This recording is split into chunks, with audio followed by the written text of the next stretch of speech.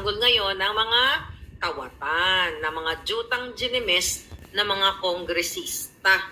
At nga itong ang si Garin, ngayon si Barbers, at itong si Johnny Pimentel, yan yung mga kasabwat ni Tambaluslos sa pagngawat ng inyong kwarta, okay, ng Kaban ng Bayan.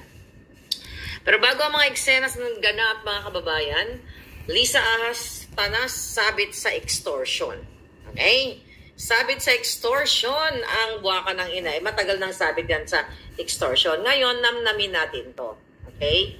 Namnamin natin itong voice na itong audio na binalita ng Sunshine Radio, SMNI, o ng DZAR, at ng iba pang mga media. Pakinggan muna natin at magtulungan tayo kung ano ba ang pahiwatig, okay, ng mga pulis na nakahuli sa kasabwat ni Lisa Ahas Araneta Marcos. Listen to this. Arestado ng Philippine National Police ang 3 suspect na isinangkot ang pangalan ni First Lady Liza Marcos sa issue ng extortion. Si Paul Montebon sa report.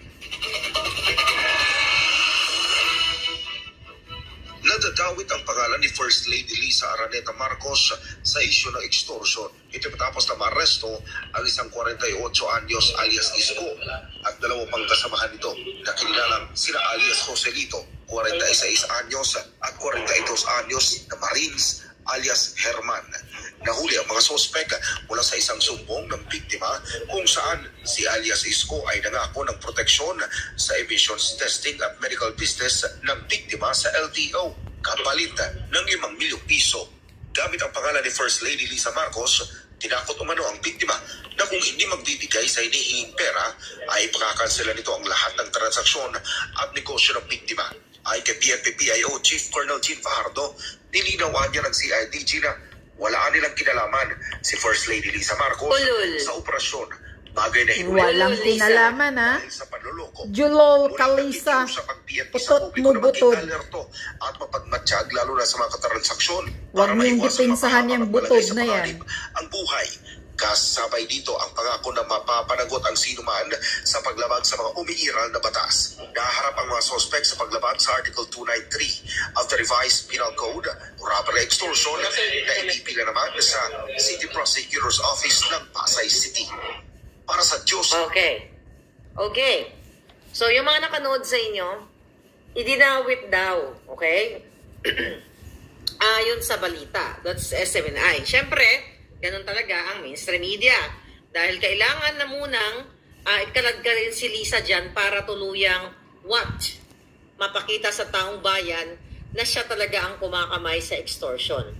Kung napansin ninyo, mga kababayan, yung balita niyan, kahit sa ibang mainstream media, yung alias Herman, alias excuse me, yung, kaya nga, puro alias. Bakit hindi nyo i-mention ang totoong pangalan? Ni-reveal ng PNP, ng CIDG, ang pangalan ng 3 nasa kote doon sa entrapment.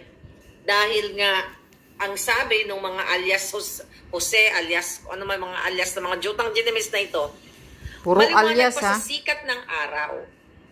CIDG, PNP, buwaka ng ina ninyo na mga tiwali kayo, bakit gamit na alias yan? Correct.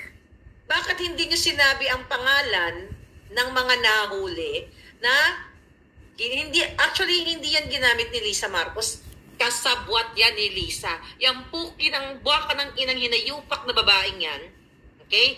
Hindi lang mag-asawang sampa lang ibibigay ko, kakalad ka rin ko hanggang kumunoy ang buwaka ng inang yan kung bibigyan ako ng fair, square na laban. Correct. Okay? Sampal mo pa sa sahig, sa bato yung mukha. Extortion, lahat pagmamanipula sa eleksyon, pagnanakaw sa loto, lahat ang buwaka ng inang bilyon-bilyon. Ngayon, bakit kasabwat mo pala, Lisa, yan, ha? Totoo daw, sabi ni Maharlika. Ang 3 tao na hinuli ninyo na ginamit, na sinasabi ninyo, ginagamit lang ang pangalan ni Lisa Araneta, jutang gininang kawatan sa pinakakawatan at demonyo sa pinakademonyo at hinayupak na dapat nang kunin ng demonyo. Correct. Murahin mo pa ng tudo Ayaw yung... nyo i-reveal ang pangalan. Bakit pinoprotektahan nyo yung alias-alias na yan? At bakit naka-blurred ang mukha? Kaya nga. Ngayon pa kayo, pag nakakahuli kayo ng mga mandurukot, 50 pesos, 100, 1,000 lang ang dinukot, dinidisplay nyo yung mukha ng mandurukot. Yeah. Pero yung tatlong yan na gumamit, na sinasabi nyo gumamit sa pangalan ni Lisa Marcos, ayaw nyong i-reveal. Bakit? Kasi malalaman ng taong bayan, pag ni-reveal nila, mga kababayan, ang pangalan, let's say, ang pangalan pala ng tao yan, Joselito Araneta Ledesma. Okay? So, makikita ang trace. Correct. Hindi lang extortionista yan si Lisa yan. Hindi ang hinayupak na yan, extortionista yan. Buwaka ng inang yan. Mga kababayan, open natin ang ating mga billions of neurons. Okay? Nawala ang mga taga-CIDG at wala si Lisa niyan dahil bangag na hinayupak na yan. Bakit nila binigyan ng alias yung mga nahuli nila? Bakit alias? Bakit ayaw nila sabihin ang tunay na pangalan ng nahuli nila? Ibig sabihin, pinoprotektahan nila na hindi matrace ng taong bayan na the moment na binigay nila ang pangalan ng nahuli ay si, let's say for example, Joselito Araneta Ledesma, Herman Yulo Araneta, you know?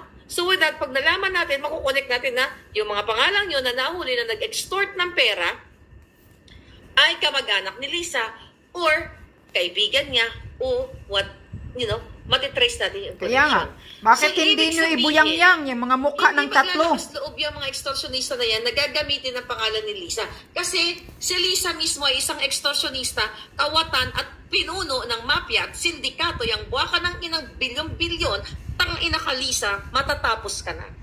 Yan, tangina ka. Matatapos na kayo ni Kuting. Ayun, nakarating ka na ngayon dyan, nakarating ka na ng Pilipinas. Matapos nyo, magdeposito kayo ng pera ng bayang ngayon na yupa kayo. Sino pa naprotektahan nila? Kaya nga. Mga hinayupak. Bakit ayaw nyong i-reveal ang totoong pangalan? Mabait kayo. Yang nahuhuli ninyo, PNP. Bakit ayaw nyo i-reveal ang pangalan? No. Yan. Bakit? Kasi malalaman ng taong bayan na talagang extortionista si Lisa Araneta Buwaka ng Jenines. Tigilan nyo na nga kaming kahayupan ninyo. Hindi na namin kayo patatagalin dyan. Believe me, Lisa, hindi ka naaabuti ng Paskong hinayupak ka. Hindi ka aabuti ng Pasko. Papantay ang paa mo. Hayop ka. Bakit, mga kababayan? Pag yung nakahuli kayo ng magnanakaw, display nyo ang mukha. Sa extortion. Extortionista yan. Lahat ng kahayupan nasa kanya. Kaya kayo, hirap na hirap kayo sa buhay ninyo ngayon. Lalo kayo nahirapan dahil ninanakaw ni Lisa Araneta Marcos ang pera ninyo. Pinagpaparty, tinatago kung saan-saan at sa loto sila rin ang nananalo. Kaya ang hinayupak na yan, dapat nang hindi magtagal dyan sa Malacanang. Kumilos na kayo, mga kababayan. Kaya nga, hilain na yung na? nayupak na yan. Kinover pa. Ibig sabihin, pinotektahan pa ng mga polis, extortionista ka mo eh. Kaya nga. Bakit ayaw nyo i-release ang pangalan? Bakit ayaw ipakita ang mukha? Usually, nire-release naman ang pangalan. Pakita ang mukha sa publiko. Nire-release naman ang mga pangalan na huli. Samantalang yung mga taong mga maliliit, ibabandera nyo, nagnakaw ng 2 kilong bigas. Kaya nga. Nagdakaw ng kung anong ibabandera, pakita ang mukha. Puntang ina ninyo. I-display ninyo sa lahat. Wala kayo, hindi nyo pinoprotektahan ang mukha o karapatan ng taong mga nagnakaw ng 2 supot na tinapay or something. Itong mga hayop na to, milyon-milyon, na katulad ni Lisa, pinoprotektahan nyo. Itong mga extortionista na kasabot ni Lisa. Ilabas nyo ang pangalan. At nang magkaalaman, kung walang koneksyon yan kay Lisa, yan ang challenge ko sa inyo, mga hinayupa kayo.